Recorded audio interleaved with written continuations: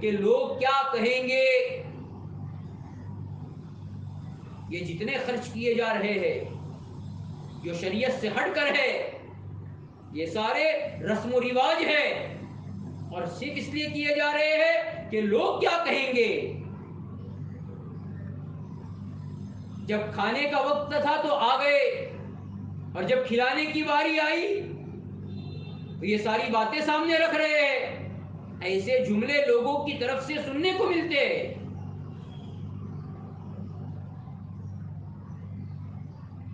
دیکھو یہی ایک چیز کہ لوگ کیا کہیں گے اس کی وجہ سے ہمارا ہر کام اس پر کوئی ثواب نہیں ملتا.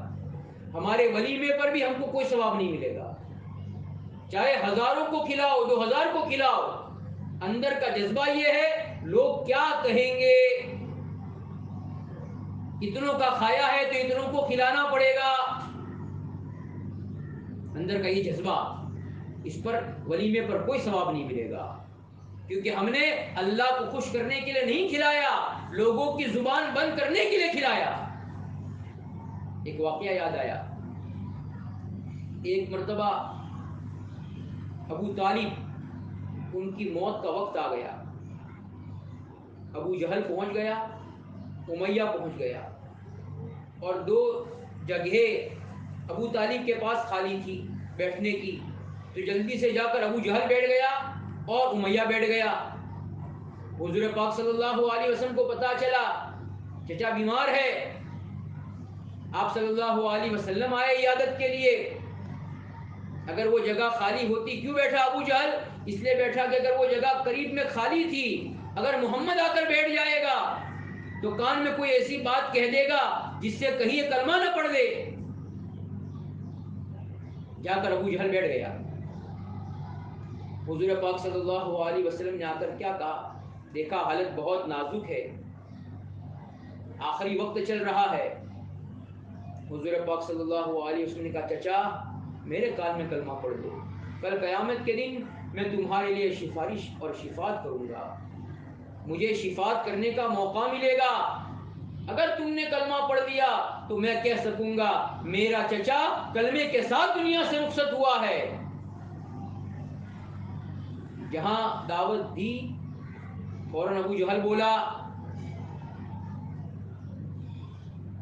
اگر جہنم کی ڈر سے تم نے بھتیجے کو دین کو قبول کر لیا تو مکہ کی عورتیں اور مکہ کے بچے کیا کہیں گے؟ دیکھو مجھے یہ سنانا تھا.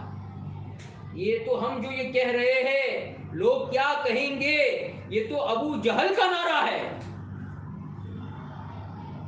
ہمارے مفتی صاحب نے لکھا ہے کہ یہ زمانے جاہلیت کا نعرہ ہے جو آج امت میں آ گیا اور آج امت اس کی وجہ سے عمل کر رہی ہے. تو ابو جہل نے کہا تھا بھتیجے کو دین کو قبول کر رہے ہو جہنم کے ڈر سے تو مکہ کی عورتیں کیا کہے گی مکہ کے بچے کیا کہیں گے؟ تو اس وقت ابو طالب نے کیا کہا؟ ابو طالب نے کہا اختار النار علی الآر میں جہنم کی آگ کو پسند کرتا ہوں آر پر. یعنی لوگوں کی آر سننا نہیں چاہتا جہنم میں جلوں یہ مجھے پسند ہے. اس لیے یہ جو جملے ہیں کہ لوگ کیا کہیں گے اس کی وجہ سے معاشرے سے سنتیں چھوٹ رہی ہے اور معاشرے میں رسم و رواج فضول خرچیاں اور مال کا غلط استعمال یہ عام ہوتا جا رہا ہے. اور حدیث پاک میں ہے کہ 3 لوگ ایسے ہیں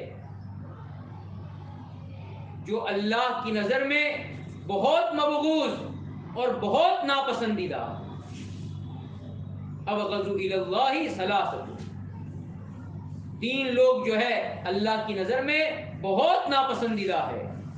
پہلا فرمایا ملحد فی الحرم حرم میں الحاد کرنے والا حرم میں ایمان کے خلاف باتیں کرنے والا عقیدے کو بگاڑنے والا الحاد پھیلانے والا جو حرم میں پھیلا رہا ہے یہ اللہ کی نظر میں سب سے زیادہ ناپسندیدہ ہے۔ دوسرا فرمایا مبتغٍ فی الاسلام سنت الجاہلیہ، اسلام میں رہ کر زمانے جاہلیت کی رسم و رواج کو عام کرنے والا۔